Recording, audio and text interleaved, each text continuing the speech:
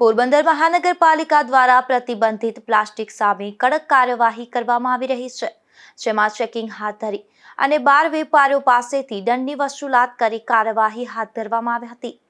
પોરબંદર મહાનગરપાલિકા દ્વારા શહેરમાં સ્વચ્છતા જળવાઈ રહે અને પર્યાવરણનું સંરક્ષણ થાય તે હેતુસર પ્રતિબંધિત પ્લાસ્ટિક વિરુદ્ધ સઘન કાર્યવાહી હાથ ધરવામાં આવી રહી છે।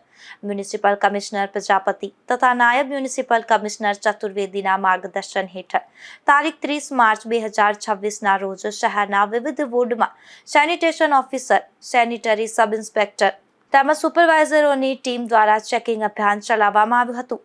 આ દરમિયાન 120 માઇક્રોનથી ઓછી જાડાઈ ધરાવતી પ્રતિબંધિત પ્લાસ્ટિક બેગ વેચતા તથા તેનો ઉપયોગ કરતા કુલ 12 વેપારીઓ ઝડપાયા હતા।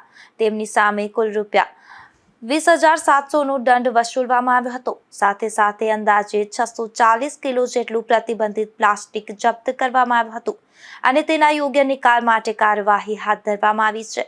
120 માઇક્રોનથી ઓછી જાડાઈની પ્લાસ્ટિક બેગ તથા સિંગલ યુઝ પ્લાસ્ટિકનો ઉપયોગ સંપૂર્ણપણે પ્રતિબંધિત છે અને આવું કરતા પકડાશે તો મહાનગરપાલિકાના ઉપનિયમો મુજબ રૂપિયા 5,000 સુધીનો દંડ ફટકારવામાં આવશે તેવું જણાવવામાં આવ્યું છે। ઉપરાંત જાહેરમાં ગંદકી ફેલાવનારાઓ સામે પગલાં લેવામાં આવશે।